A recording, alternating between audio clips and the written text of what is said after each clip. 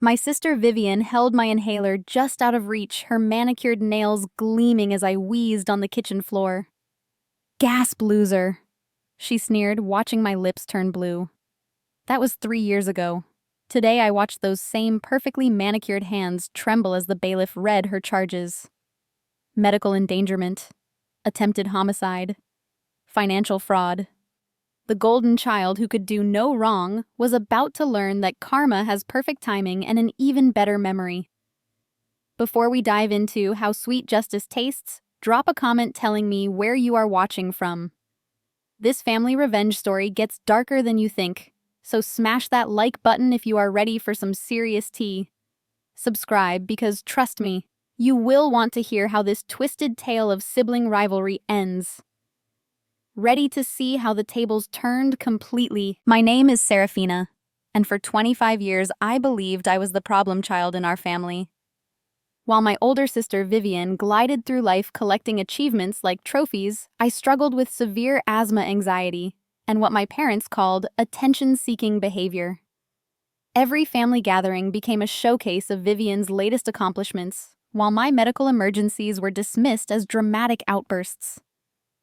That horrible day started like any other family dinner. Vivian had just announced her promotion to senior partner at her law firm, and Mom was practically glowing with pride. Dad raised his wine glass in another toast to his successful daughter, while I sat quietly picking at my food. I should have recognized the warning signs when Vivian kept making little comments about my theatrical breathing throughout dinner. The attack hit suddenly while I was helping clean dishes. The familiar tightness gripped my chest, and panic flooded my system as I frantically searched my purse for my rescue inhaler. Nothing. My backup inhaler from the kitchen drawer was also missing. As my breathing became more labored, I gasped for Vivian to call 911. Instead, she appeared in the doorway holding both my inhalers, a cold smile playing on her lips. "Looking for these?" she asked, dangling them like toys. When I reached out desperately, she pulled them back.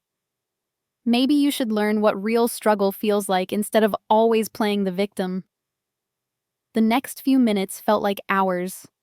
My vision blurred as oxygen deprivation set in and I collapsed to the floor, genuinely believing I might die. Only when Dad walked into the kitchen did Vivian suddenly find my inhaler and hand it over, playing the concerned sister perfectly. But I saw the calculation in her eyes, the deliberate cruelty that no one else witnessed. After I recovered, everyone praised Vivian for saving me. She basked in their gratitude while I sat there traumatized, knowing the truth but unable to prove it. That night, I made a decision that would change everything. I started documenting every incident, every cruel comment, every suspicious coincidence. Over the following months, I discovered disturbing patterns. Medical bills that mysteriously went unpaid despite Dad sending Vivian money to handle them. Insurance claims that were filed but never processed correctly. Prescription medications that went missing from our family medicine cabinet. My inheritance from Grandma Rose, which was supposed to be in a trust managed by Vivian, had been systematically drained for administrative fees and investment losses. The breakthrough came when I hired a private investigator. Sarah Martinez was a former police detective who specialized in financial fraud cases. What she uncovered made my blood run cold. Vivian had been systematically stealing from me for over 5 years, using her legal expertise to hide the paper trail. She had forged my signature on documents, redirected my mail to intercept financial statements, and even filed false insurance claims using my medical conditions. But the most shocking discovery was a series of text messages Sarah found on Vivian's old phone, which she had carelessly traded in without properly wiping. The messages were between Vivian and her college roommate discussing how easy it was to trigger my asthma attacks and make me look unstable in front of our parents. They called it the gasping game and laughed about how gullible our family was. One message made me physically sick. "Had another episode with the inhaler trick today. Parents totally bought the hero act. Meanwhile, transferred another 10,000 from her trust. This is easier than taking candy from a baby, except the baby has asthma and everyone thinks I am an angel. The financial records revealed that Vivian had stolen over $200,000 from my inheritance, my disability benefits, and even money Dad had given her specifically for my medical expenses. She had been living a luxurious lifestyle funded by my suffering while positioning herself as my devoted caregiver. Armed with this evidence, I realized I was not dealing with typical sibling rivalry. This was calculated abuse, financial exploitation, and attempted murder disguised as family dynamics. Vivian had weaponized my medical condition and our parents' favoritism to create the perfect crime. She was brilliant, manipulative, and completely without conscience. The hardest part was accepting that my parents had been unconscious enablers. Their constant comparison between the successful daughter and the sick daughter had created the perfect environment for Vivian's abuse to flourish. Every time they praised her for taking care of me, they were unknowingly rewarding her for the very behavior that was destroying my life. I spent weeks planning my next move. Confronting Vivian directly would only give her time to cover her tracks and manipulate our parents against me. Going to our parents first would likely result in them dismissing my claims as jealousy or mental instability. I needed a strategy that would expose everything at once, leaving no room for her usual manipulations. That is when I decided to play Vivian's own game against her. If she wanted to be the golden child, I would let her climb even higher before ensuring her fall would be spectacular. I started documenting everything with hidden cameras, recording our conversations, and building an ironclad case that would stand up in court. The woman who had spent years making me feel worthless was about to learn that her biggest mistake was underestimating the weak sister she had been tormenting. Justice was coming, and it was going to be absolutely beautiful. The family reunion was Vivian's idea naturally. She wanted to celebrate her recent engagement to Marcus, a wealthy surgeon who had no clue he was marrying a sociopath. The entire extended family would be there, including Grandma Rose's remaining siblings, who had always been suspicious about how quickly Vivian had taken control of the estate after her death. I arrived at the country club with a carefully prepared presentation on my laptop disguised as a tribute video I had made for Vivian's engagement celebration. My hands shook as I set up the projector, but my resolve was steel. Tonight, the golden child would finally face the consequences of her actions. Vivian looked radiant in her designer dress, accepting congratulations and playing the perfect bride-to-be. She even made a show of checking on my breathing, asking loudly if I had remembered to bring my inhaler. The irony was not lost on me as I patted my purse and smiled sweetly back at her. "Actually, Vivian, I have something special planned for tonight," I announced during dinner. "A little presentation about sisterly love and family bonds." The room erupted in approving murmurs, and Dad beamed with pride at what he assumed would be another tribute to his precious daughter. I started the presentation innocently enough with childhood photos and heartwarming stories about growing up together. Vivian preened under the attention, completely unaware of what was coming. Then I clicked to the next slide and everything changed. The first recording played clearly through the sound system, Vivian's voice explaining to her friend how she had accidentally forgotten to refill my prescription and how much money she had saved by letting my insurance lapse. The room went deadly silent as her laugh echoed through the speakers. "There must be some mistake," Vivian stammered, her face draining of color. But I was just getting started. The next slide showed bank statements with her forged signatures, followed by screenshots of her text messages mocking my medical episodes. Marcus stood up from the table, his face twisted with disgust. "What the hell is this, Vivian?" But she could not answer because the most damning evidence was yet to come. I played the audio recording from that horrible night with the inhaler captured on my phone, which I had left recording in the kitchen. Her voice came through crystal clear. "Maybe you should learn what real struggle feels like instead of always playing the victim." Then silence, except for my desperate gasping, followed by her cruel laughter. Great Aunt Margaret, who had been Grandma Rose's executor, stood up with tears in her eyes. "Rose always suspected something was wrong with how you handled that inheritance," she said, her voice shaking with rage. "She made me promise to watch over Serafina, and I failed her." The evidence kept mounting. Financial records showing systematic theft. Medical records proving insurance fraud. Text messages revealing years of deliberate psychological abuse. Video footage from hidden cameras showing Vivian stealing my medications and replacing them with placebos. But the most devastating revelation was the final recording. Vivian's conversation with her lawyer about having me declared mentally incompetent so she could gain full control of my remaining assets.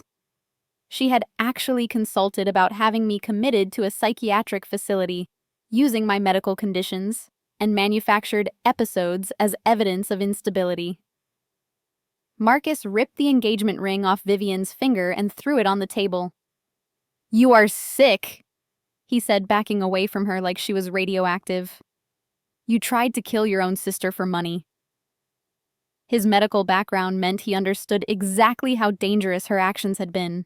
Our parents sat frozen in shock, finally seeing their golden child for what she truly was. Dad kept shaking his head, muttering, "How could we not see this?" while Mom sobbed uncontrollably. The fairy tale they had built around Vivian's perfection was crumbling in real time. Vivian's mask finally slipped completely. The sweet, caring sister act disappeared, replaced by cold rage. "You pathetic little bitch," she snarled at me. "You were always jealous because I was everything you could never be. Beautiful, successful, loved. You were never loved," Great Aunt Margaret said quietly. "You were feared. There is a difference." The truth of those words hit Vivian like a physical blow, and for the first time in her life, she had no comeback. The room erupted as family members began connecting dots they had missed for years. Cousin David mentioned money that had gone missing from Grandpa's estate. Uncle Robert talked about suspicious medical bills that Vivian had insisted on handling. The pattern was undeniable once people knew what to look for.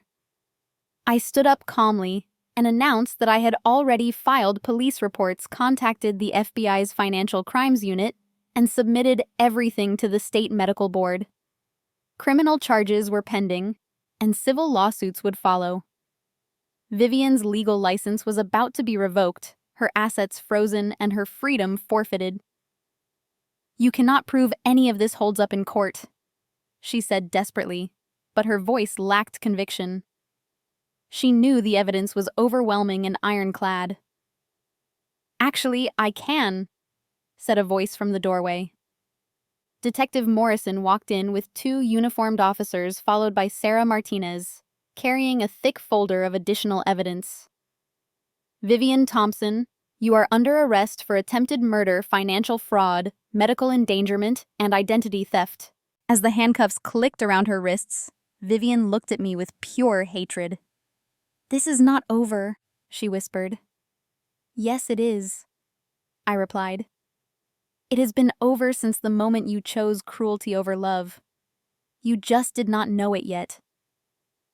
The country club erupted into chaos as she was led away, but I felt nothing but peace. The truth was finally free, and justice was beginning to unfold exactly as it should. The days following Vivian's arrest were surreal. Our family imploded overnight as the full scope of her crimes became public knowledge. Local news picked up the story, and suddenly I was fielding calls from reporters wanting to know about the inhaler incident that had sparked a multi-million-dollar fraud investigation. My parents were devastated, but finally began to understand the dynamic they had unknowingly created. Dad broke down completely when he realized how much money he had unknowingly given Vivian to steal from me. Mom could barely function, consumed by guilt over dismissing my dramatic episodes for years. But while our nuclear family was falling apart, something beautiful was happening with our extended relatives. Great Aunt Margaret became my fiercest advocate, hiring the best criminal attorney money could buy and personally funding my legal battle. She revealed that Grandma Rose had left detailed journals expressing concerns about Vivian's behavior, providing crucial character evidence for the prosecution. The breakthrough came when I connected with other victims.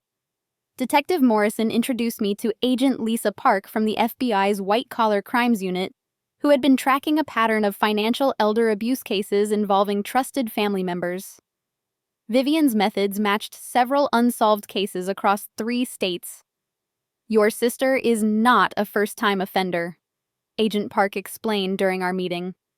"We believe she has been systematically targeting vulnerable family members for over a decade. You coming forward opened the floodgates." The first additional victim was Marcus's elderly father, who had been struggling with dementia. Marcus discovered that Vivian had been helping manage his father's finances and had systematically drained over $500,000 from his medical care fund. She had been planning to marry into the family specifically to gain access to their considerable wealth. Then came Patricia Williams, whose disabled son had been under Vivian's legal guardianship. Patricia had always felt something was wrong with how her son's trust fund was being managed, but Vivian's legal expertise had intimidated her into silence. When she saw the news coverage about my case, she finally found the courage to come forward. The most shocking revelation came from Detective Sarah Martinez's continued investigation. She had discovered that Vivian had been systematically targeting families with disabled or chronically ill members through her legal practice. She would offer pro bono services to gain their trust, then slowly work her way into positions where she could exploit their vulnerabilities. She had a whole system, Sarah explained as we reviewed case files in her office. First, she would identify families dealing with medical crises. Then, she would position herself as the hero who could navigate complex legal and insurance issues. Once she gained their trust and access to their finances, the systematic theft would begin. We identified at least 12 other families who had been victimized by Vivian's scheme. The total amount stolen exceeded $3 million, making this one of the largest family fraud cases in state history. Each victim had a story similar to mine, a vulnerable family member whose medical condition had been weaponized against them. The alliance we built was powerful and diverse. Marcus provided insider knowledge about Vivian's personal life and financial habits. Great Aunt Margaret used her social connections to pressure the district attorney's office for maximum prosecution. Patricia Williams organized other victims to ensure their voices were heard in court. But the most unexpected ally came from within Vivian's own professional circle. Rebecca Torres, a paralegal at Vivian's firm, had been quietly documenting suspicious activities for months. She had noticed irregularities in client files and had been afraid to speak up because Vivian was her boss. "I knew something was wrong when clients kept calling about missing money," Rebecca explained during our clandestine meeting at a coffee shop downtown. "Vivian would always have explanations, but they never quite made sense. When I saw the news about your case, everything clicked into place." Rebecca provided access to Vivian's computer files, revealing a sophisticated digital paper trail of fraud that spanned multiple states and dozens of victims. She had been using her law firm's resources to research potential targets, accessing medical records and financial information under the guise of legal representation. The evidence was overwhelming, but Vivian's defense team was fighting dirty. They tried to paint me as a mentally unstable sister, seeking revenge against her successful sibling. They questioned my credibility, claiming my medical conditions had affected my memory and judgment. That strategy backfired spectacularly when Dr. Elizabeth Harris, a respected pulmonologist, testified about the deliberate nature of asthma attacks triggered by withholding medication. She explained in devastating detail how dangerous Vivian's actions had been and how they demonstrated clear intent to cause harm. Withholding a rescue inhaler from someone experiencing an asthma attack is not a prank or family squabble, Dr. Harris testified. It is attempted murder, plain and simple. The defendant knew exactly what she was doing and understood the potentially fatal consequences. The prosecution built an airtight case using our collective evidence, financial records, witness testimonies, medical expert opinions, and Vivian's own recorded admissions painted a picture of systematic predatory behavior spanning over a decade. But Vivian still had one card left to play, and it nearly destroyed everything we had worked for. Her defense team announced they had found a star witness who would completely exonerate her and expose the real truth about our family dynamics. My heart sank when I learned who it was, Dr. Amanda Foster, a family therapist who had treated our family briefly during my teenage years. Vivian had somehow convinced her to testify that I had a history of fabricating medical emergencies for attention, and that our family sessions had revealed deep-seated jealousy issues on my part. The news sent shockwaves through our alliance. If a mental health professional testified that I was unstable and prone to false accusations, it could undermine our entire case. Vivian's legal expertise was showing as she mounted a sophisticated defense designed to flip the narrative completely. Agent Park called an emergency meeting with our legal team. "This is where cases like this often fall apart," she warned. "Skilled manipulators like your sister are experts at turning victim narratives upside down. We need to be prepared for her to play the victim herself while painting you as the real abuser." The stakes had never been higher. Vivian was fighting for her freedom, her reputation, and her future. She had millions of dollars in stolen assets and the legal knowledge to mount a formidable defense. Our alliance was strong, but we were about to face the biggest test of our resolve.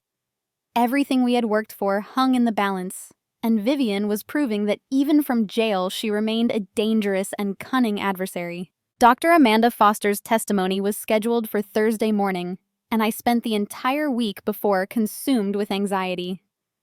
Our legal team tried to reassure me, but I knew Vivian had chosen her weapon carefully. A mental health professional questioning my credibility could destroy everything we had built. The night before her testimony, I received an unexpected call from Marcus. His voice was tense, almost panicked. "Serafina, we need to talk immediately. Something terrible has happened and it is going to change everything." We met at a 24-hour diner on the outskirts of town, far from any place we might be recognized. Marcus looked haggard, like he had not slept in days. When he slid into the booth across from me, his hands were shaking. "Vivian contacted me from jail," he began, his voice barely above a whisper. "She knows about my father's Alzheimer's diagnosis. She knows about the experimental treatment we have been hiding from insurance companies. She has documentation proving we committed insurance fraud to pay for his care." My blood turned to ice. Marcus had been one of our strongest allies, providing crucial testimony about Vivian's financial manipulation of his family. If he was compromised, our entire case could collapse. "She wants me to testify that you had approached me months ago asking me to fabricate evidence against her because you were jealous of our engagement." Marcus continued, his voice cracking. "She has somehow obtained medical records showing my father's real condition versus what we reported to insurance. If this comes out, my medical license will be revoked, and my father will lose access to the treatment that is keeping him functional." The clever manipulation was pure Vivian. She had researched Marcus's vulnerable points and found the perfect pressure point. His father's experimental dementia treatment was not covered by insurance because it was still in clinical trials. To afford the $100,000 annual cost, Marcus had been listing his father's condition as more severe than it actually was to access supplemental benefits.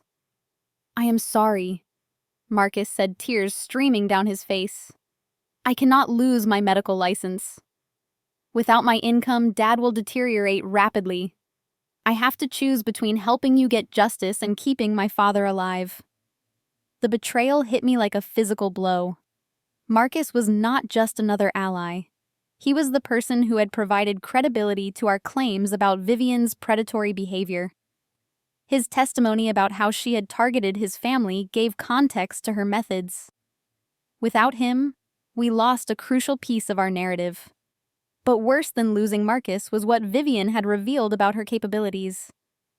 Even from jail, she was conducting sophisticated research, finding leverage points, and manipulating the situation to her advantage. She had somehow accessed sealed medical records and identified vulnerabilities we had never anticipated. The next morning, Dr. Foster's testimony began, and it was devastating.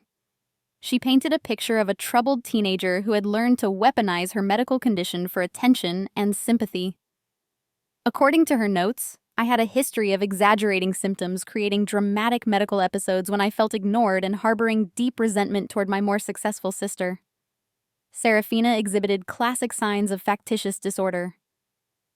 Dr. Foster testified, consulting her files with professional authority.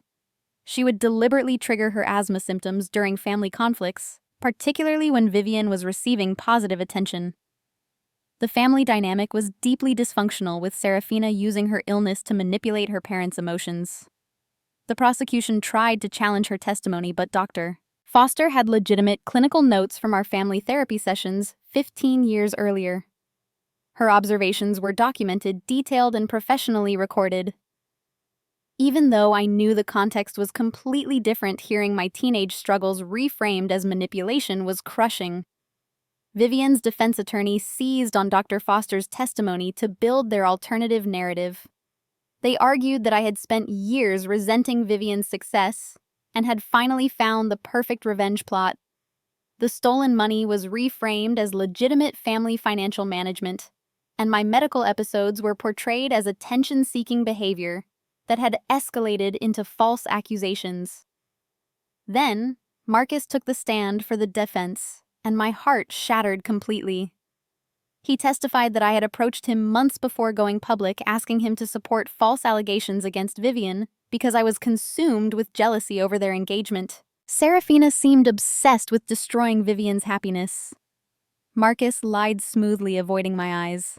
She kept talking about how Vivian had always been the favorite and how she deserved to suffer for once. When I refused to participate in her scheme, she threatened to make up stories about my involvement with her sister's financial activities. The testimony was devastating because Marcus was so credible. As a respected surgeon with no apparent motive to lie, his words carried enormous weight with the jury. I watched our carefully constructed case crumble as he painted me as a vindictive, mentally unstable woman seeking revenge through false accusations. Agent Park called an emergency meeting with our legal team that afternoon. The mood was grim as we assessed the damage. Marcus's betrayal had not just removed a key witness. It had provided Vivian with a credible alternative narrative that explained away all our evidence. The jury is now looking at this as a family dispute rather than systematic criminal behavior, our lead attorney explained grimly. Dr. Foster's testimony about your mental health history combined with Marcus's claims about your vindictive motives has created reasonable doubt about everything. Great Aunt Margaret was furious, pacing the conference room like a caged lion. That manipulative witch is orchestrating this entire defense from her jail cell, she raged. She found Marcus's weakness and exploited it perfectly. This is exactly what she did to our family for years. But the worst blow came that evening when Rebecca Torres, our inside source at Vivian's law firm, suddenly recanted her testimony. She claimed she had been confused about the computer files and that her accusations against Vivian were based on misunderstandings rather than actual evidence. It was clear that Vivian had somehow reached Rebecca as well, though we never discovered what leverage she had used. One by one, our alliance was crumbling under carefully applied pressure, and Vivian was proving that her ability to manipulate and control extended far beyond her jail cell. As I sat in my apartment that night, surrounded by legal documents and evidence that suddenly seemed meaningless, I wondered if evil truly could triumph over justice. Vivian had turned our greatest strengths against us, and I felt more powerless than ever. The woman who had tried to kill me was winning, and there seemed to be nothing I could do to stop her. My lowest point came the morning after Rebecca's recantation. I woke up to news coverage describing the trial as a family feud gone wrong, rather than the criminal prosecution I had fought so hard to achieve. Legal experts on television were suggesting that the case against Vivian was falling apart due to unreliable witnesses and circumstantial evidence. I was seriously considering withdrawing from the prosecution when Great Aunt Margaret appeared at my door with an unexpected visitor. The woman standing beside her was elderly, impeccably dressed, and carrying a briefcase that looked like it had seen decades of use. "Serafina, I would like you to meet Eleanor Blackwood," Margaret announced with a mysterious smile. "She was your Grandma Rose's attorney for over 30 years, and she has some very interesting things to share with us." Eleanor settled into my living room chair with the dignity of someone accustomed to handling momentous occasions. She opened her briefcase and withdrew a thick manila envelope sealed with red wax. "Your grandmother was a very wise woman." Eleanor began, her voice carrying the authority of decades in legal practice. "She suspected that Vivian might try to exploit her inheritance someday, so she took certain precautions that even I was not fully aware of until now. The envelope contained documents that made my hands tremble as I read them. Grandma Rose had secretly hired a private investigative firm to monitor all financial activity related to her estate after her death. For 3 years, professional investigators had been documenting every transaction, every forged signature, and every suspicious transfer that Vivian had made. Your grandmother's instructions were very specific, Eleanor continued. If any irregularities were detected in the management of your inheritance, this evidence was to be revealed only when you were strong enough to handle the truth and fight for justice. The documentation was extraordinary. Professional investigators had captured Vivian on camera forging my signature at 3 different banks. They had recorded her phone conversations with financial institutions where she impersonated me to access account information. They had even documented her bribing a bank employee to overlook obvious signature discrepancies. But the most damning evidence was a comprehensive psychological profile that Grandma Rose had commissioned from Dr. Helena Morrison, one of the country's leading experts on psychopathic behavior in family systems. Dr. Morrison had spent months observing our family dynamics during holidays and gatherings, documenting Vivian's manipulative patterns with scientific precision. Your grandmother knew that Vivian was dangerous long before anyone else recognized the signs, Eleanor explained. She hired Dr. Morrison to document the psychological abuse because she feared that someday someone would need proof of what Vivian really was. Dr. Morrison's report was devastating.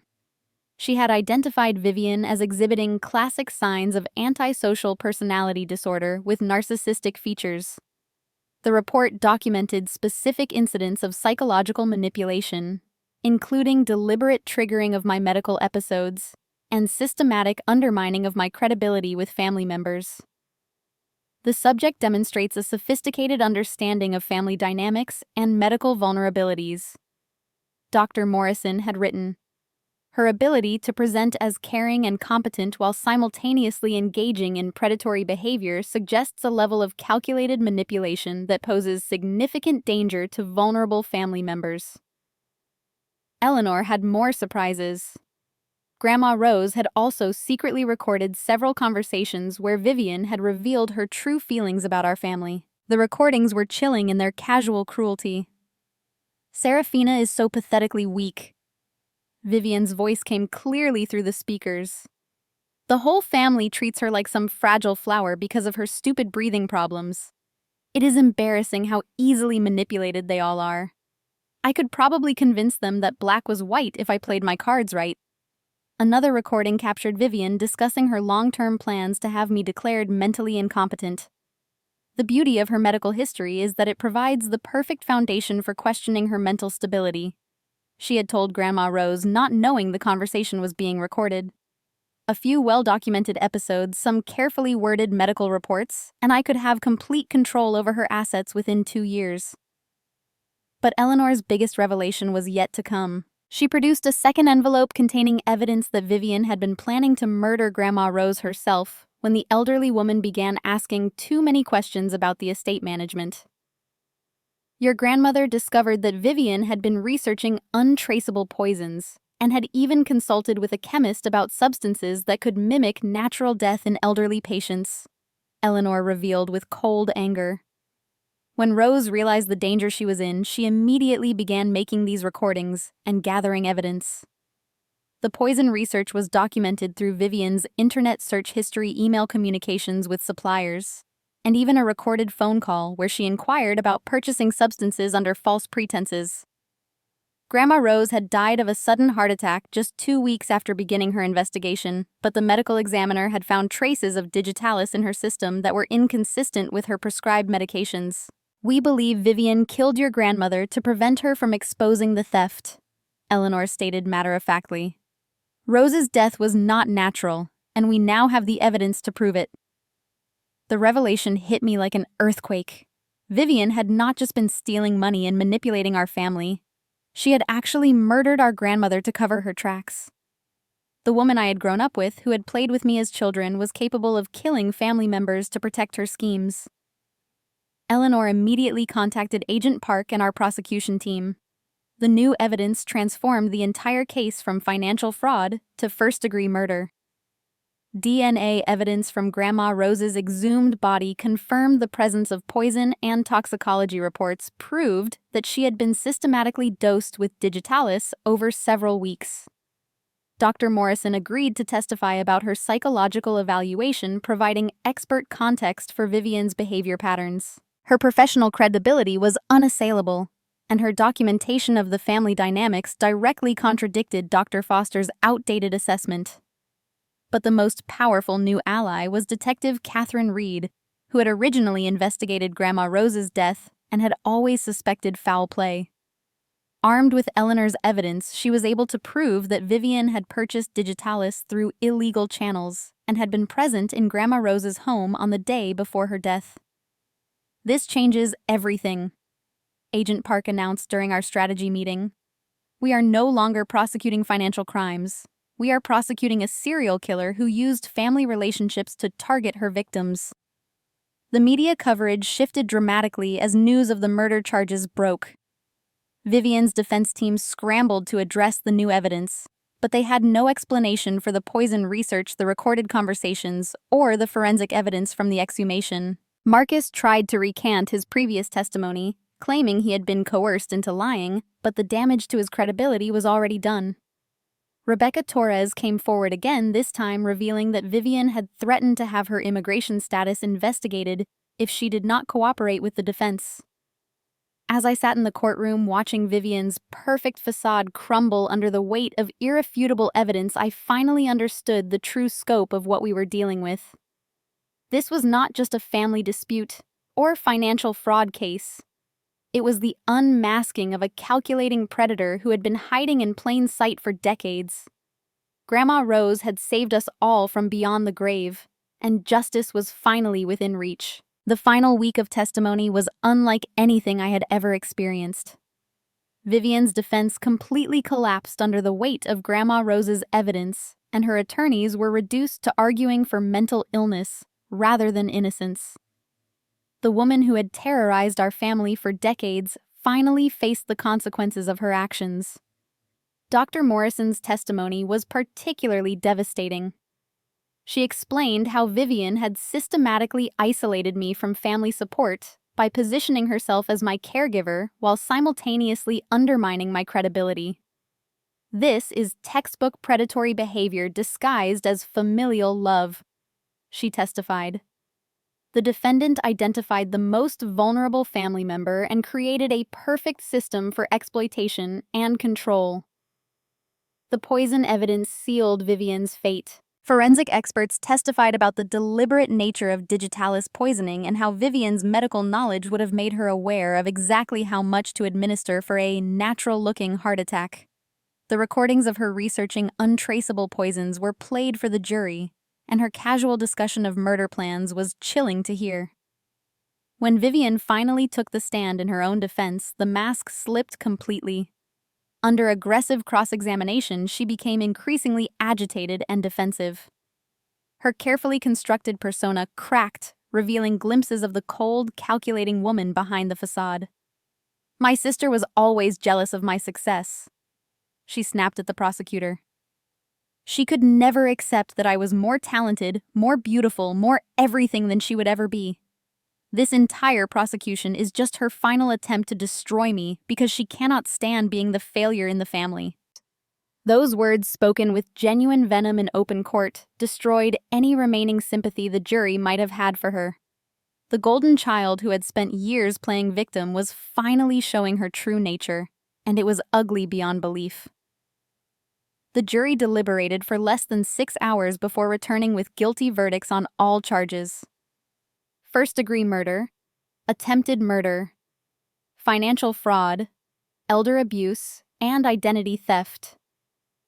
As the judge read the verdicts aloud, Vivian's face went completely white, and she collapsed in her chair as the reality of her situation finally hit her. Judge Patricia Williams sentenced Vivian to life in prison without the possibility of parole for Grandma Rose's murder, plus an additional 30 years for the other charges. As she was led away in shackles, Vivian looked directly at me with pure hatred burning in her eyes. "This is not over," she mouthed silently, but her words had no power anymore. The woman who had controlled our family through manipulation and fear was finally powerless, and everyone could see her for what she truly was. The civil proceedings that followed were almost anticlimactic. Vivian's assets were seized to pay restitution to all her victims, including the full $3 million she had stolen over the years. The house she had bought with stolen money, the luxury cars, the designer jewelry, everything was liquidated to compensate the families she had destroyed. But the real healing began in the weeks following the trial. Our extended family rallied around me in ways I had never experienced before. Great-Aunt Margaret set up a scholarship fund in Grandma Rose's name for families dealing with chronic illnesses. Marcus's father, whose dementia treatment had been threatened, was enrolled in a new clinical trial funded by the restitution money. My parents underwent family therapy to understand how they had unknowingly enabled Vivian's abuse. Dad struggled the most, consumed with guilt over how many times he had dismissed my concerns or praised Vivian for taking care of me. Mom had a complete breakdown when she realized how close she had come to losing both daughters, one to murder and one to systematic abuse. "We failed you," Dad said during one of our first honest conversations in years. We were so blinded by Vivian's achievements that we could not see what was right in front of us. How do we even begin to make up for that? The answer was not forgiveness, at least not immediately. It was accountability and change. My parents committed to understanding the dynamics that had made Vivian's abuse possible, and to rebuilding our family relationships on a foundation of truth rather than favoritism. Dr. Morrison recommended a specialized therapist who worked with families recovering from psychopathic abuse. Through months of intensive therapy, we learned to recognize the manipulation techniques Vivian had used and to develop healthier communication patterns. The most surprising healing came through connecting with other survivor families. Patricia Williams organized support groups for families who had been victimized by trusted relatives. Sharing our stories with people who understood the unique trauma of family betrayal was incredibly powerful. "The hardest part is not the financial loss," Patricia shared during one of our meetings. "It is learning to trust your own instincts again after someone you loved convinced you that your reality was not real." Those words resonated deeply with me. Vivian had spent years making me doubt my own perceptions, my own worth, and my own right to be believed. Recovery meant reclaiming those fundamental truths about myself and learning to trust my voice again. A year after the trial, I started speaking publicly about family abuse and medical exploitation. My story resonated with thousands of people who had experienced similar manipulation from trusted family members. The speaking engagements led to consultation work with law enforcement agencies training officers to recognize signs of family financial abuse. Great-Aunt Margaret and I established the Rose Eleanor Foundation, combining Grandma Rose's first name with Eleanor Blackwood's to honor the two women who had made justice possible. The foundation provides legal assistance and investigative resources for families dealing with financial exploitation by trusted relatives. The foundation's first major case involved helping an elderly man whose grandson was stealing his Social Security benefits while simultaneously denying him proper medical care. Using the investigative techniques that had exposed Vivian, we were able to document the abuse and secure both criminal prosecution and restitution for the victim. Today, 3 years after that horrible night with the inhaler, I can honestly say that I am grateful for everything that happened. Not grateful for the abuse or the trauma, but grateful that truth ultimately prevailed and that Vivian's other potential victims were protected from her predatory behavior. My relationship with my parents is still healing, but it is built on honesty now rather than denial. We talk openly about family dynamics, about favoritism, and about the warning signs we all missed.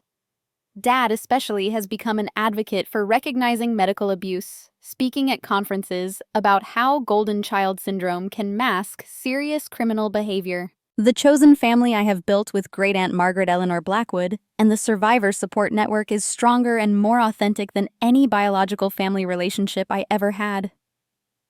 These people love me for who I am not, despite my medical conditions or in comparison to someone else. Vivian writes me letters from prison occasionally, always trying to manipulate and control even from behind bars.